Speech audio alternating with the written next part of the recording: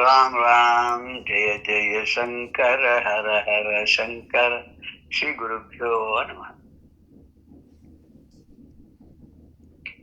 ரொம்ப அரியதான அந்த மனித பிறவி இருக்க, அது கிடைத்தற்கரிய ஒரு பாக்கியம் அப்படின்னு நிறைய பேர் சொல்றோம். நம்மலாம் இல்லையா, அரிதறிது மானிடராய் பிறத்தல் அரிதுன்னு.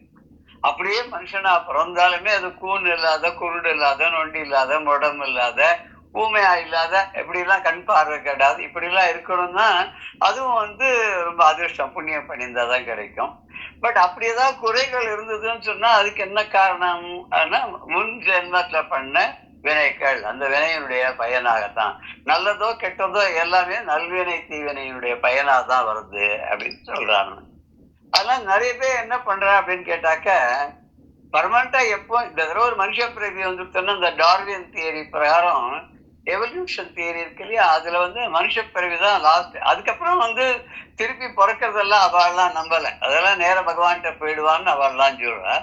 பட் ஒரு சில பேர் அதுலயே கொஞ்சம் பிரிஞ்சு இருக்கிறவா, சில பேர் என்ன சொல்றாங்கன்னா, ஒரு தடவை மனுஷ பிறவின்னா அதுக்கப்புறம் பிறந்தாவோட மனுஷனாதான் பிறப்பா, வேற எதுவாகவும் பிறக்க மாட்டா அப்படின்ற ஒரு தனக்காகவே ஒரு தைரியத்தை வரவழைக்கிறதுக்காக சொல்றது. பட் நாம என்ன சொல்றோம் அப்படின்னாக்க, என்னென்ன பாப புண்ணியங்கள் பண்றோமோ அதுக்கு தகுந்த மாதிரி தர்மராஜர் அந்த இதுல கம்ப்யூட்டர்ல போட்டு பார்த்து எந்த பிறவி கொடுக்கணுமோ அது அடுத்த ஜென்மா நமக்கு கொடுத்துடுவார் அப்படின்னு சொல்லி நாமளும் சொல்றோம். பட் மனுஷனா பிறந்தாதான் மற்ற எந்த ஜந்துக்களுக்கும் இல்லாத ஒரு சில வசதிகள் உண்டு. என்ன அப்படின்னா, சிந்தித்து செயல்படக்கூடியது மனுஷனுக்கு மாத்திரம்தான் உண்டு. நல்லது கெட்டது ஆராய்ச்சி பண்ணக்கூடியது மனுஷனுக்கு மாத்திரம்தான் உண்டு. ரெண்டாவது, மனுஷனுக்கு மாத்திரம்தான் சிரிக்க தெரியும். சந்தோஷத்தை அனுபவிக்கும் போது அதை சிரிப்பாக வெளிப்படுத்தக்கூடியது, ஒரு அப்ரிசியேஷனை வெளிப்படுத்துறதுக்கு சிரிக்கிறது. எத்தனையோ விதமான சிரிப்பு இருக்கு இல்லையா. ஒரு புன் சிரிப்பு அப்படிங்கிறோம், அப்புறம் அட்மையர் பண்ற சிரிப்புங்கிறோம், அப்புறம் சந்தோஷத்தை வெளிப்படுத்துற சிரிப்புங்கிறோம், கோபத்துல வரக்கூடிய சிரிப்புங்கிறோம், அப்புறம் அதே ஒரு பொறாமையில வரக்கூடிய சிரிப்பு அப்படிங்க, ஒரு ஆணவத்தோட சிரிப்பு. எத்தனை இந்த சிரிப்புலயே கம்யூனிகேஷன் டிஃபரெண்டா இருக்கு. அது இன்னொரு வசதி மனுஷ ஜென்மாக்கு மாத்திரம். என்னன்னா, ஒரு காலத்துல எல்லா ஜந்துக்களுமே பேசிட்டு இருந்தது அப்படிங்கிற, இப்ப பாக்குறது நமக்கு மனுஷ ஜென்மால மட்டும்தான் பேச முடியாது. கம்யூனிகேஷன் த்ரூ வாய்ஸ் அது பண்ண முடியாது, வேற எந்த ஜென்மாலையும் கிடையாது. அதனால மனுஷ பிறவி வேண்டும் அப்படின்னு நம்ம சில பேர் சொல்றா, சில பேர் வேண்டாம்லாம் சொல்றா. இதுல ஒரு கான்ட்ரடிக்டரியா பெரிய ஒரு நாயன்மார்கள் ஒருத்தர், ஒரு ஆழ்வார்கள் ஒருத்தர் என்ன சொல்றான்னு பார்த்துட்டு நம்ம இன்னைக்கு மேல இந்த சப்ஜெக்ட் போலாம். அப்பர் சுவாமிகள் என்ன சொல்றார் தேவாரத்துலன்னா, குனித்த புருவமும் கொவ்வை செவ்வாயில் குமிழ் சிரிப்பும் பனித்த சடையும் பவளம் போல் மேனியில் பால் வெந்நீர் இனித்தமுடைய எடுத்த பொற்பாதமும் காணப்பெற்றால் மனித பிறவியும் வேண்டுவதே இந்த மாநிலத்தே அப்படின்னு. அதாவது அப்படி குறித்த புருவம்னா சுருக்கி பார்க்கக்கூடிய, உத்து பார்க்கக்கூடிய புருவம், அழகான புருவம் நடராஜ பெருமாளுக்கு. கொவ்வை செவ்வாயில் குமிழ் சிரிப்பு, அப்படி கோவப்பழம் மாதிரி சிவப்பா இருக்கக்கூடிய அந்த அதரம் இருக்கு, அதுல ஒரு அழகான ஒரு சிரிப்பு, புன் சிரிப்பு. பனித்த சடையும், சடையெல்லாம் அப்படியே ஒரு மேல கங்கை வேற இருக்கா, சந்திரக்கலை வேற இருக்கு, அதனால பனித்த சடையன அப்படி குளிர்ச்சியோடு பொருந்திய சடையாக இருக்கு. பவளம் போல் மேனியில் பால் வெந்நீரும், அவருடைய தக நெருப்பு மாதிரி பவளம் எப்படி இருக்கோ அந்த மாதிரி கலர்ல அந்த ஜோதி சொரூபம் அவர் இருக்கார். அந்த உடம்புல நிறைய விபூதி எல்லாம் பூசிட்டு இருக்கார். பால் போன்று இருக்கக்கூடிய அந்த வண்ணமான வெந்நீர், வெண்மையான நீர் பூசிட்டு இருக்கார். இனித்தம் உடைய எடுத்த பொற்பாதம், இனித்தமுடையன இனிமையான அழகான அந்த குஞ்சித பாதம் இருக்கு, அதை தூக்கி ஒரு காலை தூக்கி ஒரு காலை கீழ் அப்படி நிற்கக்கூடிய அந்த கோலம் இருக்க நடராஜ பெருமனாக அதை காணப்பெற்றால் இது நமக்கு கிடைக்கும்னா நமக்கு பர்மனண்டா பார்த்துட்டே இருக்கலாம் அப்படின்னு. மனித பிறவியும் வேண்டுவது, எனக்கு மனுஷ பிறவி வேணுமே, கண்டிப்பா வேணுமே இந்த மாநிலத்தை, இந்த பூலோகத்துல எனக்கு மனுஷ பிறவி வேணும். இப்படி நடராஜ பெருமானுடைய தரிசனத்தை இன்றைக்கு அனுபவிக்க முடியும்னா அப்படி சொல்லிட்டு அப்பர் சுவாமிகள் திருநாவுக்கரசர் சொல்றார்.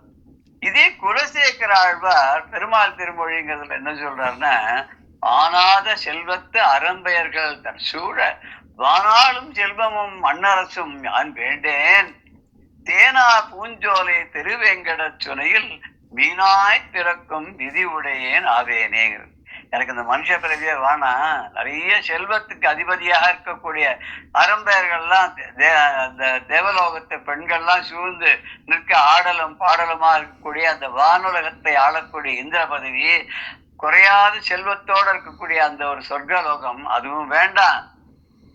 அதே மாதிரி மண் அரசும் யான் வேண்டிய இந்த பூமியில பெருசா அது பண்ணி ஒரு அரசாட்சி பண்ணி ஒரு சக்கரவர்த்தியாகவோ இல்ல ஒரு பெருமை வாய்ந்த புலமை வாய்ந்த ஒரு மனுஷனாகவோ அப்படிப்பட்ட பிறவியும் எனக்கு வேண்டாம். ரெண்டு வேண்டாம், தேவலோகத்திலையும் சொர்க்கலோகத்திலையும் பிறக்க வேண்டாம், பூலோகத்திலையும் பிறக்க வேண்டாம். பின்ன என்ன வேணும்? தேனார் பூஞ்சோலை, தேன்கள் எல்லாம் மிகுந்திருக்கக்கூடிய பூக்கள் பூத்திருக்கக்கூடிய சோலை, அந்த சோலை இருக்கக்கூடிய திருவேங்கடம், திருமாமலையில இருக்க திருமலை இருக்கு, அந்த திருமலையில இருக்கக்கூடிய திருவேங்கட சுனையில் அங்க இருக்கக்கூடிய புஷ்கரணியில மீனாய் பிறக்கும் விதி உடையேன் ஆவேனே. மீனாய் பிறக்கும்னா அங்க ஒரு மீனா பிறந்தா கூட பரவாயில்ல, அந்த சுனையில இப்படி நிறைய சொல்லுவார். அங்க ஒரு படிக்கட்டா சுவாமியோட சன்னதியில ஒரு படிக்கட்டா இருந்தா கூட பரவாயில்ல, மக்கள்லாம் மிதிச்சு ஏறி வருவா, பக்தர்களுடைய ஸ்பரிசம் படும் அப்படின்னு தான் சொல்லுவார் அவர். இல்ல இந்த பாட்டுல அந்த மீனா பிறந்தாவோட போறணும். ஏன்னா பக்தர்கள்லாம் கால அலம்பரத்துக்கெல்லாம் வருவா, அவளுடைய பாதத்தை நான் ஸ்பர்சம் பண்ணக்கூடிய பாக்கியம் எனக்கு கிடைக்கும். அவ கால் அலம்பும் போது அந்த கால் தூசியானது அது என் மேலேயும் படும் இல்லையா? அப்பேற்பட்ட அந்த பிறவி இருந்தாலே போதும், எனக்கு வேற ஒண்ணுமே வேண்டாம் அப்படின்னு அவர் சொல்ற. இப்படி நம்மள கேட்டா நம்ம என்ன சொல்லுவோம்? யோசனை பண்ணுவோம். நம்ம ஒருத்தருக்கும் ஒரு ஒரு விதமான ஆசைகள் இருக்கும். அதெல்லாம் சொல்லுவோம், இந்த ஜென்மத்துல நிறைவேறாதெல்லாம் அடுத்த ஜென்மத்திலயா நிறைவேறணும் பெருமாளே அப்படிதான் கேட்போமே தவிர இனிமே பிறவியே வேண்டாம்னு யாருமே கேட்க மாட்டோம். அதுக்காக நம்ம என்ன பண்ணுவோம்? கோவில் கோவிலா போய் வழிபாடு பண்ணுவோம், நவகிரக கஷேத்திரங்களுக்கு எல்லாம் போவோம். நவகிரக கஷேத்திரம்னு ஞாபகம் வந்தது. இந்த நவகிரகம் எந்தெந்த ஊர்ல என்னென்ன நவகிரகம் இருக்குன்னு சொல்லி பார்த்தோம் இல்லையா? நடுவில் கொஞ்சம் சந்தேகம் வந்தது.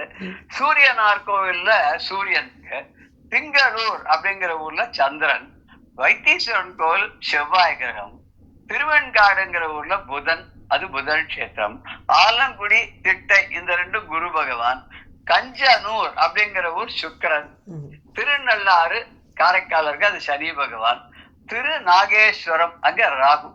அந்த திருநாகேஸ்வரத்துல கூட ராகு சன்னதியில அபிஷேகம், பால் அபிஷேகம் பண்ணா பால் நீல கலர்ல தெரியும் கீழே வரைச்ச. அது என்ன விசேஷம் அப்படி அங்க அது சொல்றாத.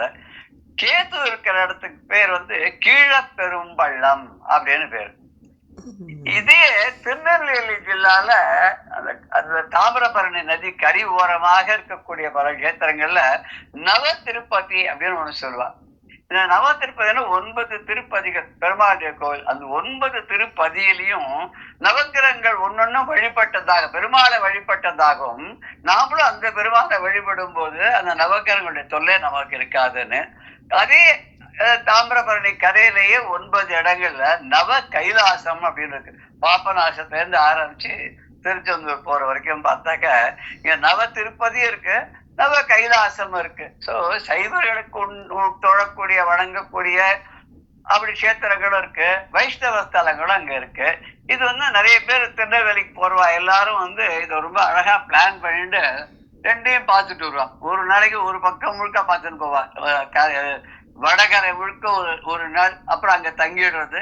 அடுத்த நாள் திரும்பி வரும்போது தென்கரை முழுக்க கூட சிவக்ஷேத்திரங்களையும் விஷ்ணு ஸ்தலங்களையும் தரிசனம் பண்ணிக்கொண்டே வருவார்கள். இப்ப நம்ம சிவனை பத்தி பார்க்கும்போது திருவிளையாடல் புராணத்தை தான் நம்ம பார்த்துட்டு வந்துட்டு இருக்கோம். இன்னைக்கு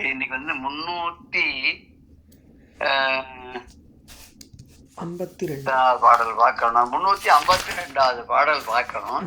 நான் அப்படி கேஷுவலா இந்த இது ஹாலாஸ்ய மகாத்மியம் அதை படிச்சுட்டு வந்தேன். படிச்சு பார்த்தாக்க ரொம்ப எளிமையா தான் இருக்கு. அந்த ஸ்லோகங்கள் ரொம்ப கஷ்டமான வார்த்தைகள் ஜாஸ்தி யூஸ் பண்ணல. ஒருவேளை நமக்கு இந்த திருவிளையாடல் புராணம் தமிழ்ல இதோட விளக்க உரைகள்லாம் பார்க்கறதுனால கூட அது அந்த ஸ்லோகத்தை பார்த்த உடனே கொஞ்சம் ஈஸியா புரியற மாதிரி இருந்திருக்குமோன்னு தெரியல. அப்படியே ரெண்டும் இதுக்கு அது டிரான்ஸ்லேஷன் மாதிரியே இருக்கு. சில பாடல்கள் சில ஸ்லோகங்கள் அப்படியே இருக்கு, அச்சு அப்படியே ஒரு டிரான்ஸ்லேஷன் பண்ணி அது இந்த ஒரு பாடல் அப்படி சொல்லக்கூடிய கவிதை நடையில சொல்லிருக்கிற மாதிரி இருக்கு. அது கூட நான் மார்க் பண்ணி வச்சிருக்கேன். சில இதுல அப்பப்ப படிக்கும் போது மார்க் பண்ணிட்டு வந்துட்டே இருக்கேன். இது வரைக்கும் நம்ம பார்த்தது எல்லாத்துக்குமே அதுல வந்து எல்லா ஸ்லோகங்களுமே அநேகமா ஒரு பொருத்தமா தான் இருக்கு. அது அப்படியே என்ன தெரியறதுனாக்க இது முன்னாடியா அது முன்னாடியான்றதெல்லாம் நமக்கு வேண்டாம். ஆனா அதுலயும் இதுலயும் ஒன்னா இருக்குன்றது பார்க்கும்போது அந்த காலத்து புலவர்களுக்கு 2 மொழியிலுமே தேர்ச்சி இருந்ததுன்னு தெரியுது. இந்த திருவிளையாடல் புராணம் பண்ணிருக்க பரஞ்சோதி முனிவருக்கும் சம்ஸ்கிருதத்துல வந்து ரொம்ப அசாத்தியமான ஒரு புலமை இருந்திருக்குன்னு தெரியுது. அப்படி இருந்தாதான் வந்து அப்படியே அச்சாசலா அதை வந்து இந்த தமிழ் மொழியில மொழி பெயர்க்க முடியும். அந்த கவிதை நடையிலயும் அந்த மரபு மாறாத பண்றதை அதான் பண்ண முடியும்.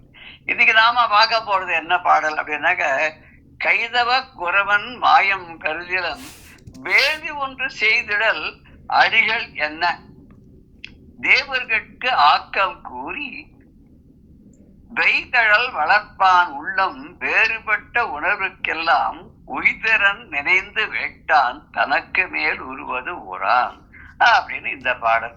இதுல என்ன அப்படின்னு சொன்னாக்க, பிரம்மா சொன்ன பிரகாரம் இந்திரன் என்ன பண்ணான், இந்த போய் தொஷ்டாவோட பிள்ளையான அவனுடைய விஸ்வரூபன் அந்த விஸ்வரூபனை வந்து குருவாக ஏத்துட்டான். குருவா ஏத்து கொண்டு வந்து என்ன பண்ணா வந்து, இனிமே நீங்க தான் எனக்கு குரு அப்படின்னு காலில் வந்து கூட்டின்னு வந்தான். பட் இதுல ஏதோ ஒரு விஷயம் நடக்க போறதுன்னு அவனுக்கு ஒன்றும் புரியல. இந்த பாட்டுல என்ன சொல்றதுனாக்க, அந்த குருவாக வந்த விஸ்வரூபன் இருக்கானே அவன் அசுர குலத்தை சேர்ந்தவன். அதனால அவன் மனசுக்குள்ள ஒரு வஞ்சகமான ஒரு தீய எண்ணம் இருக்கு. ஆனா அந்த தீய எண்ணத்தை வந்து அவனுக்கு புரியல எந்திரனுக்கு. இவன் இப்படிப்பட்டவன் தெரியாத, ஏதோ குரு கிடைச்சார், வியாழ பகவான் இல்ல அந்த இடத்த ரெப்பறதுக்கு டெம்பரரியாவோ ஏதோ ஒருத்தர் கிடைச்சார், நல்லா இருந்தா அவனே கண்டினியூ பண்ணலாமே. நம்ம கூட சில பேர் சொல்ல, வேலைக்கு வருவாள், நீ ஒரு 10 நாள் செய், 10 நாள் கழிச்சு எனக்கு பிடிச்சிருந்தா நான் கண்டினியூ பண்றேன், உனக்கு பிடிச்சிருந்தா நீ கண்டினியூ பண்ணு அப்படின்னு சொல்ற மாதிரி இவனை கூட்டின்னு வந்துட்டான். கூட்டின்னு வந்து ஒரு நாளைக்கு என்ன குருன்னு கூட்டின்னு வந்தா குருவுக்கு ஏதாவது வேலை கொடுக்கணும் இல்லையா, அதனால என்ன பண்ண, அடிகளே நீங்க ஒரு யாகம் பண்ணணும் எனக்காக அப்படின்னு சொல்லி இந்திரன் வேண்டினான். அதை கேட்ட உடனே அந்த விஸ்வரூபன் என்ன பண்ணா, சரி அப்படின்னு சொல்லிட்டு ஆகுதி பண்ணும்போது தேவர்களுக்கு நலன் உண்டாகட்டும் அப்படின்னு வாயால சொல்லுவானாம். ஆனா மனசுக்குள்ள என்ன பண்ணுவானா, அவன் முழுக்க முழுக்க வந்து இந்த வேள்வி செய்யும் போது இந்த மனசுக்குள்ள அவனுடைய வர்க்கமான அசுரர்களுக்கு இந்த நலன்லாம் போய் சேரட்டும் அப்படின்னு சொல்லிட்டு அவன் வந்து யாகத்துல சொல்லணும். மனசார நினைச்சுக்கிறது என்னன்னா, மனசுக்குள்ள அசுரர்கள்லாம் நன்னா இருக்கட்டும் அப்படின்னு ஆகுதி பண்றது. அது இன்னும் சொல்ற, ஆகுதி போடும்போது என்ன பண்ணா, வலது கையால ஆகுதி அந்த இதை விழுறதுக்கு முன்னாடி இடது கையால எடுத்து பின்னா இருக்கிற அசுராளுக்கெல்லாம் கொடுத்துருவான்னு அப்படி ஒரு கதையில சொல்லுவான். இப்படி இருக்கிறது இந்த மாதிரி யாகம் பண்ணானே அப்படின்னா, இந்த மாதிரி பண்றது ரொம்ப நாளைக்கு தெரியவே இல்லை இந்திரனுக்கு. என்னன்னு பார்த்தா, தேவர்கள் எல்லாருக்குமே வந்து அகாராதிகள் எல்லாம் இந்த ஆகுதி மூலமா தான் நெருப்பு வழியா தான் போய் சேருது. நெருப்பு அக்னி தேவனானும் ஒண்ணுமே கொண்டு வந்து கொடுக்கல. ஏன் அப்படின்னு ஆராய்ச்சி பண்ற போதுதான் அவனுக்கு என்ன விஷயம்னு அப்பதான் தெரிய வருது. இந்த பாடலுடைய ஒரு கருத்தை பார்த்துட்டு அடுத்த நம்ம மேல போகலாம். கைதவ குறவன் மாயம் கருதினான். கைதவ குறவன் வஞ்சனையோடு உள்ள அந்த குருவான இந்த விஸ்வரூபன் இருக்கானே, இவனுடைய மாயம் கருதினான். இவன் மனசுல என்ன வச்சிருக்கான், என்ன எண்ணம் வச்சிருக்கான்றத இந்திரனுக்கு தெரியல. அடிகள் வேள்வி ஒன்று செய்திடல் என்ன, நீங்க ஒரு யாகம் செஞ்சா என்ன அப்படின்னு கேட்டோம். சுவாமி நீங்க வந்து ஒரு யாகம் பண்ணுங்களேன், ஒரு வேள்வி பண்ணுங்களேன் எங்களுக்காக. உடனே அவன் என்ன பண்ணா, தேவர்களுக்கு ஆக்கம் கூறி, தேவர்கள் எல்லாம் உங்களுக்கு எல்லாம் நலன் உண்டாகட்டும், ஒரு தேவத்தையா கூப்பிட்டு இந்திராய சுவாகான்றது அக்கன், அதுக்கப்புறம் வருணன் வாயு, இப்படி ஒருத்தரையும் கூப்பிட்டு அவளுக்கு நலன் உண்டாகட்டும் என்று சொல்லி அப்படியே பண்ணுவான். வெய்து அழல் வளர்ப்பான். அந்த வெண்மையான தீ இருக்க அதுல வந்து நெய்ய விட்டு அந்த தீய வளர்ப்பானோம், அக்னியை வளர்ப்பானோம். ஆனா தனக்கு மேல் உருவது ஓரான். இப்படி பண்றோமே, இது நாளைக்கு இந்திரனுக்கு தெரிஞ்சு போச்சுன்னு என்ன பண்ணுவான் அவன் அப்படிங்கறத அவன் நினைச்சு பார்க்கலையாம். நினைச்சு பார்க்கறது கிடைச்ச பதவியை மிஸ்யூஸ் பண்ணி அவன் பாட்டு பண்ணிட்டு இருக்கான், கிடைச்சதுன்னு பண்ணிட்டு இருக்கான். அப்போ மனசுக்குள்ள உள்ளம் வேறுபட்டு, மனசுக்குள்ள என்னன்னா வாயால சொல்றது ஒண்ணு, மனசுக்குள்ள நினைக்கிறது வேறையா இருக்கு. அது வந்து சொல்லும் பொருளும் அப்படி வந்து ரெண்டும் ஒன்னா இருக்கணும். சொல் வந்து வாயில வருது, பொருள் வந்து மனசுக்குள்ள நினைக்கிறது. இந்த ரெண்டும் ஒன்றுபட்டாதான். அது ஒன்று படலைன்னா அது வஞ்சகம் தான் ஆயிடும் இல்லையா? மனசுக்குள்ள ஒண்ணு வச்சுட்டு உள்ளொன்று வைத்து புறமொன்று பேசுவார் உறவு கலபாமை வேண்டும்னு ராமலிங்க சுவாமி சொன்னார் இல்லையா? மனசுக்குள்ள ஒண்ணு வச்சுட்டு வாயில ஒண்ணு சொல்றது. அப்பேற்பட்ட வாழ்க்கை வஞ்சகனுடைய உறவு கலவாமை வேண்டும்னு சொல்லும்போது இந்த கதை நமக்கு அதுக்கு ஞாபகம் வரும். இந்திரனுடைய அந்த டெம்பரரி குருவாக வந்து விஸ்வரூபன் உள்ளுக்குள்ள ஒண்ணு வச்சுட்டு எல்லாம் அசுரர்கள் வாழணும் மனசுல நினைச்சுட்டு அவன் ஆகுதி பண்ணும் போது என்ன பண்றான்? அசுரர்களுடைய பேரை சொல்லி அவளுக்கு நலன் உண்டாகட்டும்னு பண்றான். அவன் வந்து அவுணருக்கு எல்லாம் உய்திறம் நினைந்து கேட்டான். அவுணருக்கு எல்லாம்னு அசுரர்களுக்கு எல்லாம் உய்திறம் நினைத்து அவர்களுக்கெல்லாம் நல்ல ஆக்கம் கருதி அவங்க நன்னா இருக்கட்டும் அப்படின்னு சொல்லிட்டு நம்ம நினைச்சோம் லோகா சமஸ்தா சுக்கினோ பவந்து அப்படின்னு சொல்றோம். அப்புறம் சமஸ்த தன் மங்களானி சந்து எல்லா விதமான மங்களங்களும் இருக்கட்டும், உலகத்திற்கு அத்தனை பேரும் எல்லா ஜீவராசிகளும் சந்தோஷமாக இருக்கட்டும் அப்படின்னு நம்ம சொல்றோமோ இல்லையா? இவன் அப்படி சொல்லாத அசுரர்கள் மாத்திரம் நன்னா இருக்கட்டும் மனசில் நினைச்சுட்டு தேவர்கள் நன்னா இருக்கட்டும் வாயால சொல்லிட்டு இருந்தான். இது கேட்டு கேட்டு கேட்டு ஒரு நாளைக்கு திடீர்னு என்ன ஆச்சு, இந்த அன்னைக்கு இது வந்து நியூஸ் போயிடுது. அங்கேயும் ஒற்றர்கள்லாம் வச்சிருப்பான்னு நினைக்கிறேன். இந்த அன்னைக்கு யாரோ போய் சொல்லிட்டா, இந்த மாதிரி நீ கொண்டு வந்திய ஒரு புதுசா குரு அவன் இந்த மாதிரிதான்ப்பா பண்றான். உடனே பார்த்தான், சரி இது மறைஞ்சிருந்து ஒரு நாளைக்கு பார்த்தான் என்ன பண்றான்னு பார்த்தாக்க, ஆஹா இவன் என்ன வேற மாதிரி என்ன பண்றான் போல இருக்கே.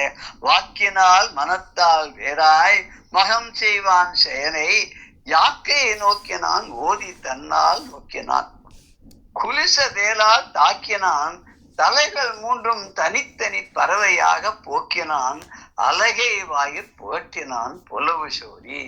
வந்தது வேணே. அப்பதான் என்ன பண்ணா இந்திரன் பார்த்த உடனே அப்படியே அதுக்கு வாயால வேற ஏதோ சொல்றான், மனசுனால வேற ஏதோ பண்றான். இது என்னது? வாக்கும் மனசு ஒன்றுக்கு ஒன்று வேறுபட்டு இருக்கே. இந்த விஸ்வரூபன் பண்ற யாகத்தை பார்த்தா என்னடானா நமக்கு ஒண்ணு புரியலை. ஏன் இப்படி வாயால ஒண்ணு சொல்றான், மனசுக்குள்ள ஒண்ணு நினைக்கிறான். அது மனசுக்குள்ள நினைக்கிறதே அவனுக்கு தெரியாது. அதுதான் நம்ம மனுஷாளுக்கு தெரியாது, தேவர்களுக்கு தெரியாது. இது ஒண்ணுதான். இதுன்னா அவளுக்கு வந்து என்ன மனசுல என்ன இருக்கு, நாளைக்கு என்ன நடக்க போறதுன்றது அவளுக்கு தெரியுமா? நமக்கு அது தெரியவே தெரியாது. இப்ப வாக்கினாலும் மனசினாலும் ஒண்ணுக்கொண்ணு வேறுபட்டதாக யாகம் பண்றானே இந்த விஸ்வரூபன், இவனுடைய எண்ணத்தை எப்படி தெரிஞ்சினான்னா உடல் முழுக்க அவனுக்கு கண்ணா இந்திரனுக்கு. அவன் தன்னுடைய ஞான கண்ணால அதை பார்த்தானா. ஞான கண்ணால இந்த அசுர இருக்கானே அந்த குரு விஸ்வரூபன் அவன் என்ன பண்றான்னு அவனுக்கு தெரிஞ்சு போச்சு. தெரிஞ்ச உடனே ரொம்ப கோபம் வந்துடுத்து. தன்னுடைய வஜ்ராயத்தால ஒரே அடிச்சான். அந்த விஸ்வரூபனுக்கு 3 தலைகள் அப்படின்னு முன்னாடியே பார்த்தோம். அந்த 3 தலைகளையும் அவன் சேதப்படுத்துறான், சிரச்சேதம் பண்ணிட்டான். அந்த 3 தலைகளும் 3 பறவைகளாக பறந்து போச்சான். அது 3 பறவைகள் ஆனோட அப்பவும் விடல. அந்த 3 பறவைகளையும் அப்படியே அடிச்சு ரத்தம் சொட்ட பேய்களுக்கெல்லாம் ஆகாரமா ஊட்டி விட்டுட்டான். பேய்கள்னு இருக்கா இல்லையா, எந்த ஊருக்கு என்னன்னு தெரியல. எப்படி இந்திரலோகத்துல எப்படி பேய்கள் இருந்ததா, இல்ல யாக மண்டத்துக்கு பூலோகத்துக்கு வந்து பண்ணானா, நம்ம அதெல்லாம் வந்து தேவையில்லை. பட் அவன் இந்த இது பிரகாரம் கதை பிரகாரம் என்னன்னா அவனுடைய 3 தலைகளையும் அவன் வஜ்ராயத்தால அடிச்ச உடனே 3 பறவைகளா மாறி பறக்க ஆரம்பிச்சது. அந்த 3 பறவைகளையும் மறுபடியும் அடிச்சு என்ன பண்ணா எல்லாத்தையும் பேய்களுக்கு ஆகாரமாக கொடுத்துட்டான் அப்படின்னு சொல்லி இந்த பாடல். முதல் பாடல்ல சில இது வந்து கைதவ குறவன் பார்த்தோம் இல்லையா. கைதவ குறவன்னா வஞ்சனையுடைய குரு விஸ்வரூபன் அப்படின்றத அர்த்தம் சொல்ல விட்டு போச்சு. மாயம் அப்படின்னா மனசுக்குள்ள இருக்கக்கூடிய ஒரு தீய கருத்து. வெய்தழல் வளர்ப்பான வேள்வியை செய்வான். தழல் வளர்ப்பான், வெய்தவள் வளர்ப்பான்னு வைதழல் அப்படின்னு அது ஒரு நெருப்பை வேள்வி தீயை வளர்ப்பான். உருவது ஓரான், என்ன வரப்போறது மேல நடக்க போறதுன்னு அவன் தெரியாத இந்த மாதிரி காரியத்தை பண்ணிட்டு இருந்தான். இப்ப இந்த தெரிஞ்சு போச்சு என்ன, இந்த மகம்னா யாக்கை, மகம்னா யாகம், யாக்கைன்னா உடம்பு. வாக்கினால் மனத்தால் வேறாய் மகம் செய்வான் செயலை யாக்கை நோக்கினான் ஓதினான் ஓதி தன்னா நோக்கினான் குலிசதேலால் தாக்கினான் தலைகள் 3 தனித்தனி பறவையாக போக்கினான் அழகை வாயில் புகட்டினான் புலவு சோரி. இதெல்லாம் வாக்கினால் நோக்கினால் தாக்கினால் போக்கினால் இப்படின்னே வருது இல்லையா, புகட்டினால் அப்படின்னு. நோக்கினான் அப்படிலாம் வருது இல்லையா. நோக்குன்னா பார்வை, நோக்கு கண்கள், கண்கள் பார்க்கறது கண்கள். ஆக்சுவலா கண்ணுன்னு நமக்கு இருக்கு, கண் பார்க்கறதானா கண்ணு பார்க்கல, கண்ணுக்குள்ள கண்ணாக இருக்கக்கூடிய அந்த ஜோதி தான் பாக்குறது, அந்த பரபிரம்மம் தான் பாக்குறதுன்னு சொல்றோம் இல்லையா. நம்ம காது இருந்தாலும் காது அது கேட்கணும்னா காதுக்குள்ள காதாக இருக்கக்கூடிய சைத்தன்யம் அப்படி நம்ம ஒன்னொன்றுக்கும் பஞ்சேந்திரியத்துக்கு நம்ம சொல்றோம் இல்லையா. அது மாதிரி இங்க நோக்குன்னா கண்கள், நோக்குன்னா பார்வைன்னு சொல்றோம். பார்வையை செய்யக்கூடியது எதுனா கண்கள். ஓதி அப்படின்னா சாதாரண ஓதினா வேதம் ஓதினான், அதை சொன்னான்னு அர்த்தம். அது ஒரு பாடலாக சொன்னான், கவிதையாக சொன்னான், மந்திரங்களை ஜெபித்தான், ஓதி அப்படின்னு அர்த்தம். கன்னடத்துல ஓதினாக்கா படிக்கிறதுன்னு அர்த்தம். அவர் படிக்கிறார். நம்ம தமிழ்ல ஓதுவார் அப்படின்னா சொல்வார், பாடுவார்னு அர்த்தம். ஓதுவார்னே ஒரு இருக்கா இல்லையா. அவ தேவாரம் திருவாச்சகம் இதெல்லாம் கத்துட்டு அவ சுவாமிக்கு முன்னாடி தீபாராதனம் போதோ இல்ல பூஜை போதோ அபிஷேகத்தும் போதோ ஓதுவார்கள்லாம் பாடுவார். அதாவது ஓதுவார். ஒரு பாட்டு கூட இருக்கு இல்லையா, ஓதுவார் தம்மே நன்னெறி குவிப்பது நாதன் நாமம் நமச்சிவாயவே. ஒரு பாடல் கூட இருக்கேன். இதுல ஓதி அப்படின்னு இந்த இடத்துல என்ன அர்த்தம்னா, ஓதினா பாடி அப்படின்ற அர்த்தத்துல இல்ல. இவர் ஓதினா ஞான கண் அப்படின்றது. குலிச வேல், வேல்னு ஒரு ஆயுதம். குலிச வேல்னா வஜ்ராயுதம், வஜ்ரப்படை. அவனுக்கு அப்பவே வஜ்ரப்படை இருந்தது அப்படின்னு. ததீசி முனிவருடைய அவருடைய முதுகெலும்பு எடுத்துன்னு போய் தான் வஜ்ராயுதம் பண்ணினான்னு கூட ஒரு கதை உண்டு. அதுக்கு முன்னாடியே ஒண்ணு இருந்தது போல் இருக்கு, இப்ப புதுசா வேற பண்ணிருப்பான்னு நினைக்கிறேன். அலகை அப்படின்னு சொன்னா பேய்கள் அப்படின்னு அர்த்தம். புலவு அப்படின்னா தசை, புலவு அப்படின்னா தசை, அதாவது மாம்சம் அப்படின்னு எடுத்துக்கலாங்க. இந்த பாடல்ல வாக்குனாலும் மனசுனாலும் ஒன்றுக்கொன்று வேறுபட்டு யாகம் செய்யக்கூடிய அந்த விஸ்வரூபனுடைய தீய எண்ணத்தை உடல் முழுக்க கண்ணாக இருக்கக்கூடிய இந்த நானவன் தன்னுடைய ஞான கண்ணால அறிந்தான். உடனே என்ன பண்ணா, இந்த தவறு பண்ணவனை தண்டிக்கணும் அப்படின்றதுக்காக தன்னோட வஜ்ராயுதத்தால அடிச்சு அவனுடைய 3 தலைகளையும் கொய்து அது ஒரு பறவைகளாக மாறி பறக்க அதையும் பேய்களுக்கு ஆகாரமாக கொடுத்து விட்டான் அப்படின்றத நம்ம பார்க்கிறோம். வாக்கினால் அப்படின்னா சொல்லாலே, மனத்தாலேன மனதினாலையும் நினைப்பாகும் எண்ணத்தினாலையும் வேறு வேறாக, அதான் சொல்லால வேறாகும் நினைவால வேறாகும் மகம் செய்வான். மகம் செய்வான வேள்விய யாகத்தை செய்கின்றவனான அந்த விஸ்வரூபனுடைய செயலை, அந்த செய்கையை ஆக்கையை நோக்கினான். ஆக்கைன்னு உடம்பு, நோக்கினான்னு கண்களை உடையவன். உடல் முழுக்க கண்களாக இருக்கக்கூடிய இந்த நானும் அவனுக்கு அப்படி கண்ணா வரத்துக்கு ஒரு சாபம் இல்லையா. அகலிகை கதையில கௌதம முனிவர் கொடுத்த சாபம் சொல்லுவா இல்லையா. அப்பேற்பட்டவனுக்கு என்னதான் இருந்தாலும் இந்த ரொம்ப பெரிய ஆள் இல்லையா, அவனுக்கு ஞானக்கண் இருக்கு. அந்த ஞானக்கண்ணால அவன் என்ன பண்ணான்னு நோக்கினான். உடல்ல இருக்கக்கூடிய கண்கள், எத்தனையோ கண்கள் இருந்தாலும் அவன் ஓதி தன்னால் நோக்கினான். ஓதின்னு சொன்னா ஞான பார்வை. அந்த ஞான கண்ணால நோக்கினான், பார்த்தான்.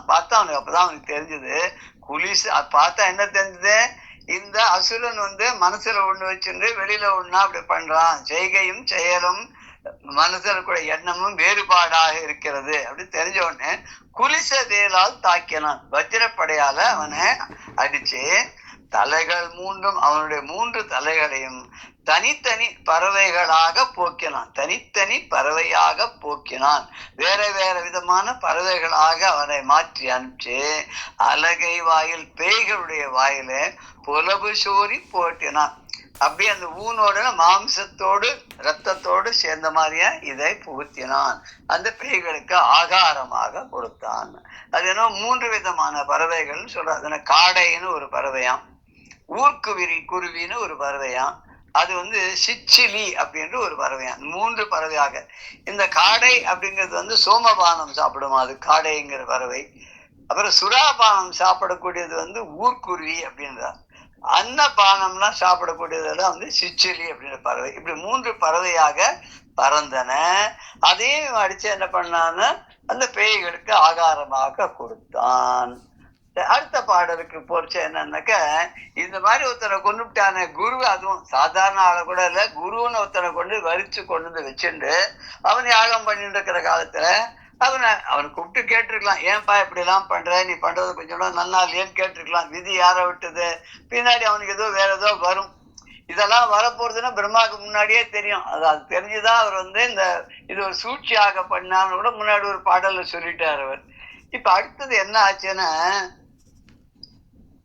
எத்தன பிரம்ம பாபம் சீறி அமர் வேந்தை பற்றலும் அதனை தீர்ப்பான் பண்ணவர் மரம் மேல் மண் மேல் பொற்றொடியார் மேல் நீர் மேல் வேண்டி புகுத்தலோடும் மற்றவர் இது ஆங்கு தீர்க்கும் வண்ணம் யாதன விண்ணோர். இதுல என்ன சொல்றாரு அப்படின்னாக்க, இவனுக்கு இந்த குருவை கொண்டுட்டானோ இல்லையா, அந்த குருவை கொன்னதுனாலும் இங்க பாபம் வந்துடுது, பிரம்மஹத்தி தோஷம் வந்துடுறது. அந்த பிரம்மஹத்தி தோஷம் வந்த உடனே அந்த பாபத்தை என்ன பண்றது, இவன் அனுபவிச்சுதான் ஆகணும். ஏன்னா குருவை கொண்டுட்டானோ இல்லையா, அந்த குருவையே கொண்டா அது பெரிய மகா பாபம் இல்லையா, பாத்தகம். சோ பிரம்மஹத்தி தோஷம் வந்துடுது விஸ்வரூபனை கொண்டதுனால.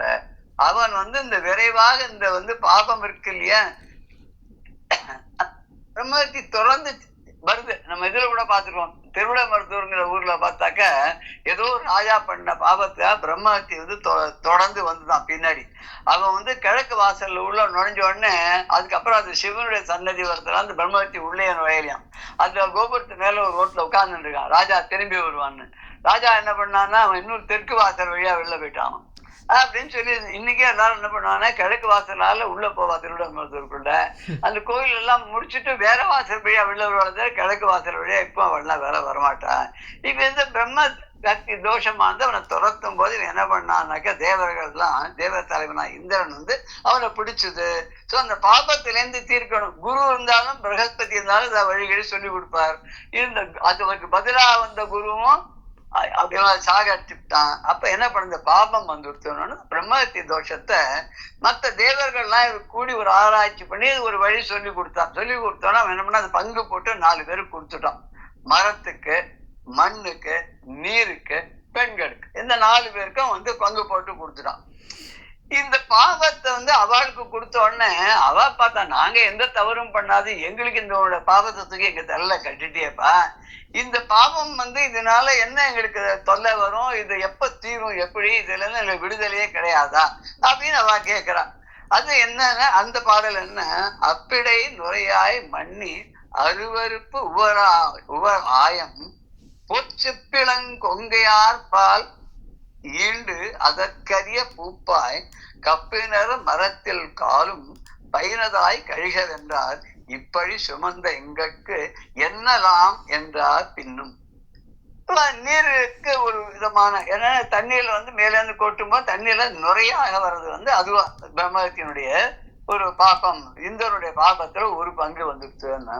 மண்ணிடத்து அருவருப்பாகிய உவர் மண், சில இடங்கள்ல பார்த்தா அங்க ஏதோ ஒரு பூச்சி ஏதோ ஒண்ணு அந்த இடத்துல குறைஞ்ச மண்ணெல்லாம் ஒரு மாதிரியா கொண்டு மேல விட்டுருக்கும். அதை பார்த்தாக்க அது மண்ணு மாதிரி இருக்காது, அது ஒரு மாதிரி தொடர்ந்து கூட மனுஷாலாம் யோசனை பண்ணுவா, அது மாதிரி இருக்கும். அப்படி உவர் மண்ணுன்னு சொல்ற வழக்காது, அது அதுகளுக்கு அந்த மாதிரி ஆயிடுத்து. அதுக்கப்புறம் செடி, மரம் செடி கொடிகளுக்கெல்லாம் என்ன அப்படின்னாக்க, அது எங்கேயாவது வெட்டினோம்னா அதுல இருந்து ஒரு பால் வரும். அது ஒரு பிரம்மஹத்தி தோஷத்தினுடைய ஒரு சாபத்தினுடைய ஒரு பங்கு அப்படின்னு. அழகான பெண்கள் இருக்காளே, அவளுக்கு ஒரு 13-14 வயசுல இருந்து ஒரு 40-45 வயசு வரைக்கும் அவளுக்கு பூப்பெய்தினார்கள் அப்படின்னு சொல்றோம் இல்லையா. அவ இந்த ஒரு மாத விளக்கு அப்படின்னு சொல்றோம் இல்லையா, அந்த பாபம் அவளுக்கு போயிடுது, ஒரு பங்கு, 1/4 பங்கு அவளுக்கு போயிடுது. அவெல்லாம் என்ன சொன்னான்னு, நீ பாட்டு எல்லாத்தையும் எங்களுக்கு தூக்கி கொடுத்துட்டியப்பா, இதனால எங்களுக்கு ஏதாவது ஒரு இது உண்டா, எப்ப இதெல்லாம் தீரும், நாங்க இப்படியே தான் லைஃப் முழுக்க அனுபவிச்சுட்டே இருக்கணுமா. அடுத்த பாடலையும் பார்த்துட்டு மிச்சத்து பதவரையை சேர்ந்து பார்க்கலாம். அடுத்த பாடல் என்னன்னா, கருவின் மாதர் கரு உயிர்க்கும் அளவும் முறையா கணவர் தோல் பருவி வாழ்க, மண் அகழ்ந்த குழியும் அதனால் வடு ஒழிக, பொருவி நீரும் இறைதோறும் மூறி பொலிக, மரம் குறைபட்டு ஒருவினாலும் தழைகவென ஒழியா நலனும் உதவினர். சரின்னா தேவர்கள்லாம் வாழ்க்கை 4 பேருக்கும் 4 விதமான ஒரு சொல்யூஷன் ஒண்ணு சொல்லிட்டு போனான். என்ன சொல்யூஷன் சொல்லிட்டு போனா அப்படின்னாக்க, பெண்களுக்கு அவ கர்ப்பவதி ஆன இதுல இருந்து நாள்ல இருந்து அந்த குழந்தை பிறந்து அந்த குழந்தை எவ்வளவு நாள் வரைக்கும் தாய்ப்பால் கொடுத்து கொண்டிருக்கிறதோ அது வரைக்கும், இவர் அப்படின்னு சொல்லல, வந்து குழந்தை பிறக்கிற வரைக்கும்னு இந்த பாடல சொல்லிருக்கார். குழந்தை பிறந்து தாய்ப்பால் உணவாக கொள்ளும் வரை அவளுக்கு இந்த ப்ராப்ளம் இருக்காது அப்படின்னு சொல்லி, மாதவர்களுக்கு ப்ராப்ளம் இருக்காது அப்படின்னு சொல்லி சொல்றார். அது வரைக்கும் அவ என்ன பண்ணலான்னா, அந்த பீரியட்ல அவ சந்தோஷமா கணவனோட மார்பில சாஞ்சு சந்தோஷமா இருக்கலாம், இனிதே வாழலாம் அப்படின்னு சொல்ற. மண் என்ன ஆகும்னா, எங்க தோண்டினாலும் எங்க பள்ளம் ஏற்பட்டாலும் அந்த மண்ணாலே அதை போட்டு ரெப்பினாலே அது வடு எதுவும் இல்லாத பழையபடி நிலம் ஆயிடும். அதே உறுதியோட அந்த நிலம் இருக்கும் அப்படின்னு அதுக்கு மண்ணுக்கு. அப்புறம் தண்ணிக்கு என்னன்னா, அது அப்பெல்லாம் தண்ணி எங்க கிடைக்கும் நமக்கு? முழுக்க முழுக்க ஒண்ணு ஆறுல கிடைக்கும், இல்லைன்னா குளத்துல இருக்கும், இல்லைன்னா கிணத்துல இருக்கும். இந்த எல்லா இடத்துலயுமே தண்ணியை எடுக்க குறையாத வளர்ந்து கொண்டே இருக்கும், அப்படியே ஊற்று மாதிரி வந்துட்டே இருக்கும் அப்படின்னு அந்த மாதிரி ஒரு வரத்தை கொடுத்தான். மரத்துக்கு என்னன்னா, மரத்தை வெட்டினா கூட திருப்பி தழைக்கும். மரத்தையோ செடியோ கொஞ்சம் கிளினோன்னா கூட அது வேர் ஸ்ட்ராங்கா கீழே இருக்கிற வரைக்கும் அது அப்படியே வந்துட்டே இருக்கும். ஒரு சமீபத்துல கூட நம்ம கேட்ட, ஒரு 30 வருஷத்துக்கு முன்னாடி காஞ்சி மகாபெரிவா சதாராங்கிற ஊர்ல மகாராஷ்டிரால இருந்தா. ரொம்ப ஒரு 4-5 வருஷம் அங்க இருந்தா. நம்ம இப்ப இருக்கிற பெரியவா விஜயேந்திர சுவாமிகளை விட அவர்கிட்ட தான் போய் 4-5 வருஷம் அங்கெல்லாம் பாடம்லாம் படிச்சாருன்னு சொல்லுவா. அந்த சமயத்துல தினமே பெரியவா ஒரு அரச மரம், அது ஒரு ரொம்ப வருஷமான 300-400 வருஷம் பழமையான இந்த மரம், அது முழுக்க மரம் கிளைகள்லாம் உடைஞ்சு போய் வெறும் தண்டு மாத்திரம் தான் இருந்துட்டு இருக்கு. அதை சுத்தி ஒரு உட்கார்ற மாதிரி சின்ன மாதிரி 4 பக்கமும் கட்டி வச்சிருந்துருக்கா. பெரியவா அந்த இடத்துல தான் உட்காருவாளாம், ஜபம்லாம் பண்ணுவாளாம். கடைசியில கையில இருக்கிற கமண்டலத்துல ஜலத்தை அந்த செடி இருக்கிற வேர்ல விட்டுட்டு வந்துருவாளாம். இது ஒரு கிட்டத்தட்ட அவருக்கு 94 வயசு இருக்கிற சமயமா இருக்கலாம். அந்த சமயத்துல பெரியவா 1988-87 அந்த 1986ல அப்ப அப்ப இருந்த முதல்வர் நீங்க ஆகணும், கண்டிப்பா நீங்க தமிழ்நாட்டுக்கே திரும்பி வரணும், நீங்க எல்லாம் இருக்கிறது எனக்கு பெரிய ஆசீர்வாதம் போய் கேட்டதுனால அவர் அங்கேருந்து சத்தாரால இருந்து 95 வயசுல நடந்தே வந்தார். நடந்தே வரும்போது அங்கேருந்து கிளம்பி வந்தாச்சு, தமிழ்நாட்டுக்கு வந்தாச்சு. ஒரு 4-5 வருஷம் கழிச்சு அங்க சத்தாரால இருந்து ஒருத்தர் வந்தாராம் பெரியவாளை பார்க்கறதுக்கு. பெரியவாளை பார்த்துட்டு சொன்னாராம், ஒரு ஆச்சரியம் என்ன தெரியுமா பெரியவா, நீங்க உட்கார்ந்து ஜபம் பண்ணி அந்த கையில இருக்க தண்ணி அதுல விட்டுட்டு வருவேல, ஒரு அரச மரம் 300-400 வருஷம் பழமையானது, இப்ப அழகா அது தழைச்சு வளர்ந்துருக்கு, நிறைய கிளைகள்லாம் கீழேந்து புதுசா தழைகள்லாம் விட்டு நிறைய வளர்ந்துருக்கு, நல்ல உயரமா 3 அடி உயரத்துக்கு நல்ல அழகா அந்த கிளைகள்லாம் வளர்ந்துருக்கு அப்படின்னு சொன்னாங்க. இந்த மாதிரி ஞானிகள் தபஸ்விகள் அவளுடைய ஒரு தப்போ பலம் தப்போ வலிமையினால பட்டு போன மரம் கூட திருப்பி தழைக்கும் அப்படின்னு சொல்ற மாதிரி, இங்க தேவர்கள் என்ன கொடுத்தாங்கன்னா, ஏதாவது ஒரு மரத்தினுடைய கிளையவோ ஏதோ கிள்ளினாலோ அதை உடைச்சாலோ ஏதோ பண்ணா கூட, வெட்டினா கூட அது மறுபடியும் தழைத்து ஓங்கும் அப்படின்ற கூடிய ஒரு நல்ல பலனை என்னைக்கும் இது எப்பவும் பர்மனண்டா இது மாதிரி நடக்கும் அப்படின்னு சொல்லிட்டு அவெல்லாம் மறைஞ்சு போயிட்டா. இப்ப நம்ம அந்த ஸ்லோகங்களை முதல்ல அந்த பாடல் நம்ம இப்ப பார்க்க போறோம்.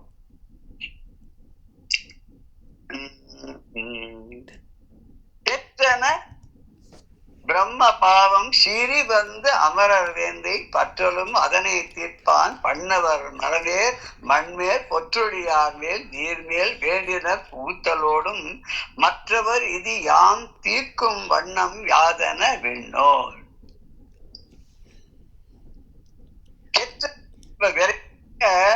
பிரம்மபாவம்னா பிரம்மசக்தி தோஷமானது, பாவமானது சீறி தொடர்ந்து வேகமாக அவனை பின்பற்றி அமரர் வேந்தை பற்றலும் தேவர்களுக்கு அரசனான இந்திரனை பற்றின உடனே அதை தீர்ப்பான், அதை தீர்க்கும் பொருட்டு தன்கிட்டேந்து அதை வெளியில அனுப்பிச்சு விடணும், அதுல தான் தப்பிச்சுக்கணும் அப்படின்றதுக்காக பண்ணவர் வேண்டினர் தேவர்கள்லாம் விரும்பினாலாம், இந்திரா உனக்கு இப்படி வந்துட்டே, இதை நீ உன்கிட்ட இருந்து மற்றவாளுக்கு நீ வந்து எப்படியா மாற்றி கொடுத்தணும் தேவர்கள்லாம் விரும்பினால மரம் மேல் மண் மேல் பொன் தொடியார் மேல் நீர் மேல் புகுத்தலோடும் மரங்கள் மேலையும் பூமியின் மேலையும் பொன்னாளாகிய வளைகளையும் நகைகளையும் அணிந்திருக்கக்கூடிய மகளிர் மேலும் நீர் மேலும் தண்ணீர் மேலும் இதை வந்து பங்கு போட்டு அவளுக்கு கொடுத்துட்டான். அவெல்லாம் என்ன பண்ணா, இது யாம் தீர்க்கும் வண்ணம் யாது, இதுல இருந்து நாங்க எப்ப விடுதலை ஆகிறது, இது எங்களை விட்டு எப்போது நீங்கும் அப்படின்னு கேட்ட போது விண்ணோர் தேவர்கள்லாம் என்ன சொல்றா அப்படின்னு இதுல இருக்கக்கூடிய முக்கியமான வார்த்தைகள்லாம் என்னன்னு பாத்துருவோமா?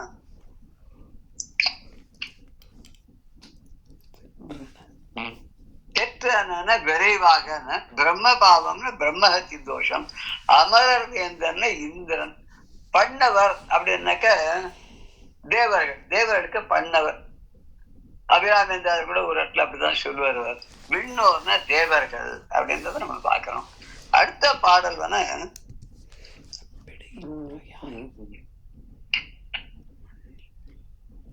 355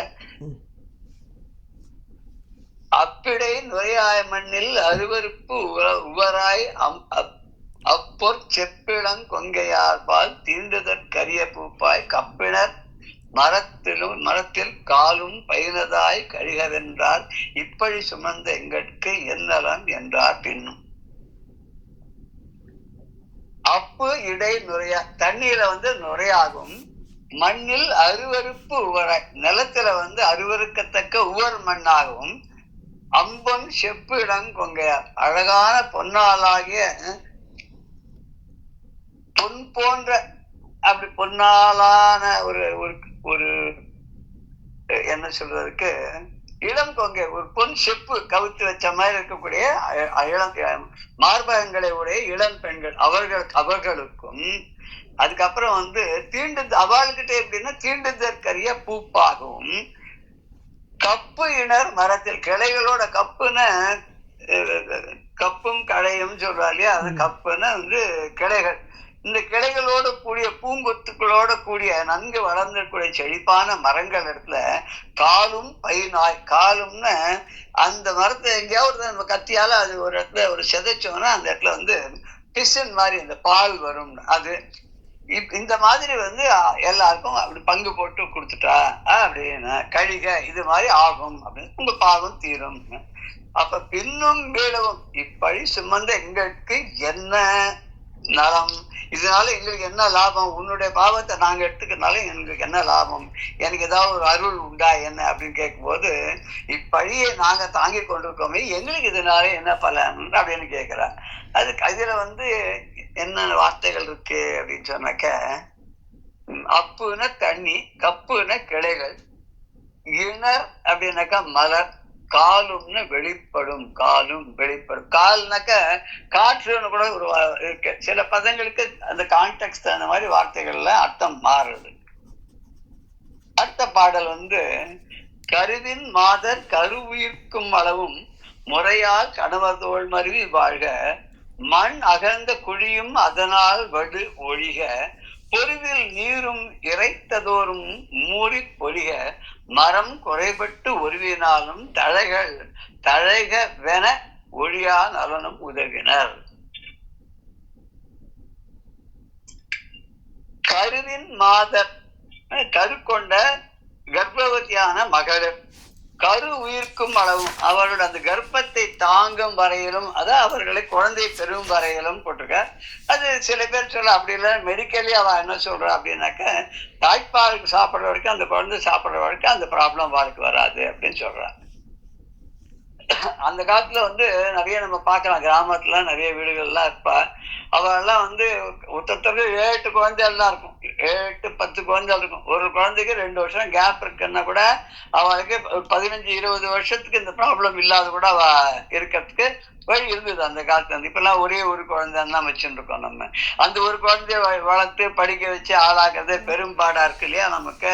அதனால ரொம்ப பேர் வந்து குழந்தையே வேண்டாங்கிறா, ரொம்ப பேர் அதுக்கும் முன்னாடி பேர் கல்யாணமே வேண்டாங்கிற, கல்யாணமே வேண்டாம், குழந்தை குட்டிகளே வேண்டாம், குடும்பமே வேண்டாம், நான் உண்டே ஏதோ சம்பாதிக்கிறேன், இருக்க வரைக்கும் செலவழிச்சுட்டு ஆனந்தமா இருந்துட்டு போறேன் அப்படின்னு நினைக்கிறாள். அப்படி இவெல்லாம் அப்படி முறையாக தன்னுடைய கணவரை சார்ந்திருந்து தோல் மருதி வாழன அவரை சார்ந்திருந்து சந்தோஷமாக வாழ கடவர். மண் அகழ்ந்த குழியும், மண்ணிலிருந்து தோண்டிப்பட்ட குழி இருக்கு இல்லையா, அந்த குழியானது மண் தோண்டிய குழி இருக்க, அது அந்த மண்ணாலே அதனால் வடுவழி, அந்த மண்ணே திருப்பி போட்டு அந்த இடம் சமதளமாயிடும், அது வித்தியாசமே தெரியாது, வடுவே இருக்காது. அந்த மண்ணிலேயே வடு ஒழிந்து நிரம்ப கடவுது. இதுல அது மண் வடுவே இல்லாத அது மண் சாதாரணமாவே ஆயிடும். பொறுவையில் நீர், உப்பில்லாத நீர் தண்ணி இருக்க, அது இறைக்கும் தோறும் தண்ணி இறைக்க என்ன ஆகும்னு ஊறி பொலிக, அது ஊற்றாக தண்ணீர் பெருகட்டும் அப்படின்னு சொன்னா, மரம் குறைப்பட்டு ஒருவினாலும், மரங்கள்லாம் வெட்டுண்டு வளம் குன்றினாலும் தழைக என அது தழைக்கட்டும், மரமானது தழைக்கட்டும் அப்படின்னு சொல்லி ஒரு ஒளியா நலனும் உதவினா, இப்படி என்றும் நீங்காத ஒரு பலனை இவாளுக்கெல்லாம் கொடுத்துட்டு இவன் என்ன பண்ணான், இவன் எல்லாத்தையும் அவளுக்கு பங்கு போட்டு கொடுத்துட்டு இவன் ஜாலியா கிளம்பி போயிட்டான். மாசில் கழிந்த மணியே போல் வந்த பழி தீர்த்த இந்திரனும் தேசில் திகழ் அத்துவட்டாதன் செல்வன் தன்னை தேவர் வீரான் வீசி குலிசத்து உயிருண்ட விழுமம் கேட்டு வெகுண்டு உயிர்த்து பூசி பழிகோள் கருதியொரு கொடிய வேள்வி கடிதமைத்தான். இதுக்கு அடுத்த கான்சிக்வன்ஸ் என்னங்கிறத அவர் சொல்ல போறதில்ல. இந்த கான்சிக்வன்ஸ் என்ன அப்படின்னாக்க, ஏதோ தப்பு பண்ணியாச்சு, அந்த தப்புக்கு இந்த மாதிரி உள்ள வினைகள்லாம் நடந்துட்டு இதுக்கு அப்புறம் கதை மேல போகணுமே, அதுக்கப்புறம் என்னாச்சு, அந்த குழந்தைகள் கதை சொல்லி அப்புறம் என்னாச்சு அப்படின்னு கேட்கும்போது, அந்த மாதிரி இதுல இவனுக்கு குற்றம்னா கழிந்து விட்டு மாசில் கழிந்த, அவனுக்கு அவன் பண்ண தவறெல்லாம் 4 பேருக்கு அந்த பாவத்தை பிரிச்சு கொடுத்தாச்சு. இப்ப குற்றமே இல்லாத ரத்தினம் போல அவன் ஜாமன் ஆயிட்டான். அவன் தன்னை பற்றிய பாவம் நீங்கி போச்சு. அப்ப இந்திரன் ஒளி பெற்று பழையபடி பிரகாசத்தோட விளங்கினான். இத பார்த்தானோ இல்லையோ அந்த அசுரனான தொஷ்டா, அவன் என்ன பண்ணா, உடனே தன்னுடைய மகனை இந்திரன் வஜ்ராயத்தால கொன்னுட்டான் அப்படிங்கிற செய்தி கேட்டோன்னு ரொம்ப கோபம் வந்தது, அப்படியே பெருமூச்சு எழுந்தது. அப்படியே என்ன பண்றதுன்னு பார்த்தான். பழிக்கு பழி வாங்கியே ஆகணும், இந்த இந்திரனுக்கு ஏதாவது ஒரு கெடுதலை பண்ணியே ஆகணும்னு நினைச்சான். உடனே ஒரு யாகத்தை பண்ணான், ஒரு கொடியதான ஒரு யாகத்தை அவன் பண்ணான். எப்படிப்பட்ட ஆசு இல் கழிந்த மணியே போல், குற்றம் எல்லாம் நீக்கிற ஒரு குப்பையில இருந்து ஒரு மாணிக்கம், அது மேல அழுக்கும் தூசியமா இருக்கும், அதை எடுத்து சுத்தப்படுத்தணும்னா அந்த மாணிக்கம் எப்படி படப்படான்னு மின்னுற மாதிரி, இந்த பாபத்திலிருந்து பழி பாபத்திலிருந்து பிரம்மஹத்தி தோஷத்திலிருந்து விடுதலை பெற்ற, அது நீங்கிய வந்த பழி தீர்ந்த இந்திரன், அதனால் ஏற்பட்ட பாவமானம் நீங்கப்பட்டு தேசில் திகழ் ரொம்ப அப்படியே பிரகாசமா மறுபடியும் ஒளியோட விளங்க ஆரம்பிச்சான். இது தெரிஞ்ச உடனே தொஷ்டான அசுரன் தன் செல்வன் தன்னை, தன்னுடைய பிள்ளையான விஸ்வரூபனை தேவர் பிரான் இந்திரன் தேவேந்திரனானவன் புலிசத்து வீசி உயிர் உண்ட விழுமம் கேட்டு, குளிர்சத்து வீசி அந்த வஜ்ரப்படைய வீசி அதை ஓங்கி அதை அடிச்சு உயிர் உண்ட விழுமம் கேட்டு, தன்னுடைய பிள்ளையுடைய உயிரை அவன் எடுத்தான் அப்படிங்கிற செய்தியை கேட்டு வெகுண்டு ரொம்ப கோபம் வந்துடுச்சு. ஒரு பிள்ளைய கொன்னுட்டான் அப்படின்ற உடனே முதல்ல குருவா ஏத்தன் போறேன்னு கூட்டின்னு போயிட்டு இப்ப குருவையே கொன்னுட்டான்னு ரொம்ப கோபம் வந்துட்டு அப்பாக்காரருக்கு. என்ன பண்ண, கோபித்து உயிர்த்து அப்படியே பெருமூச்சு விட்டாராம். ஆஹா என்ன பண்ணலான்னு மனம் அப்படியே நோட் பண்ணித்து, மனசை ஒரு மாதிரி வேதனை படுத்தி மனம் பூசித்து பழிகோள் கருதி, எப்படி எதுக்கு ஏதாவது ஒரு பழி வாங்கியே ஆகணும், இந்த இந்திரனுக்கு ஒரு தண்டனையை கொடுத்தே ஆகணும் இதுக்கு அப்படின்னு சொல்லி என்ன பண்ணான்னா, உடனே ஒரு கொடியதான ஒரு யாகத்தை பண்ணான். அந்த காலத்துல ஒரு யாகத்தை பண்ண வேண்டியது, ஒரு தேவதையை குறித்து பண்ணான்னாக்க அந்த தேவதையானது சந்தோஷம் அடைந்து அந்த யாகத்தினால பிரீத்தி அடைந்து அது அப்படி முன்னாடி தோன்றி உனக்கு என்ன வர வேணும்னு கேட்கும் இல்லையா, அது மாதிரி இவனு ஒரு பெரிய யாகத்தை பண்ணான். அந்த வேள்வி பண்ணான். அந்த வேள்வி பண்ண உடனே என்ன ஆகும் அப்புறம் அப்படின்னா, இந்த பாடலோட வார்த்தைகள்லாம் இது பார்க்கலாம். மருதின தழுவின்னு பார்த்தோம், வடு ஒழிகன தோண்டிய மண்ணால் நிரப்பி, அது வடு தெரியாதது. இந்த பாடல்ல மாசிற்கு எழுந்தால மாசுன குற்றம் தேசிய திகழ அப்படின்னா ஒளி பெற்று பளபளன்னு விளங்கும்படியாக, உயிர்த்தென பெருமூச்சு எழுந்து, கூசின மனசு வருந்தி நாணி, பழிக்கு பழியாக, கடிதுன்னா ரொம்ப வேகமாக அர்த்தம். சரி, இந்த இந்திரனை எப்படியாவது அழிக்கணும்னு சொல்லிட்டு அதுக்கு என்னடா வழின்னு யோசனை பண்ணா. உடனே ஒரு யாகம் பண்ணணும்னு தோணித்து. யாகத்தை பண்ணான். அந்த யாகத்தை பண்ணா அந்த யாகத்துல இருந்து என்ன வரும்? ஏதோ ஒண்ணு வரணும் இல்லையா? எந்த ஒரு காரியம் பண்ணாலும் அதுக்கு ஒரு ரிசல்ட்னு ஒண்ணு இருக்கும் இல்லையா? இவன் பெரிய ஒரு கொடிய ஒரு யாகத்தை பண்ணான். அந்த யாகம் பண்ணோம்னா யாகத்தோட நிறைவுல என்ன நடந்தது, எப்படி அது அந்த பலன் என்னவா அவனுக்கு கிடைச்சது, அவன் எப்படிப்பட்ட ஒரு ஒரு பலன் அதுல அடைஞ்சான். பலன் அடைய முடியாது, அதோ பழி தீர்த்துதான் எப்படிங்கிறத நம்ம அடுத்த பாடல்ல அடுத்த செஷன்ல பார்க்கலாம். ஜெய ஜெய சங்கர, ஹர ஹர சங்கர், ஸ்ரீ குருப்யோ நமः. ராம் ராம்.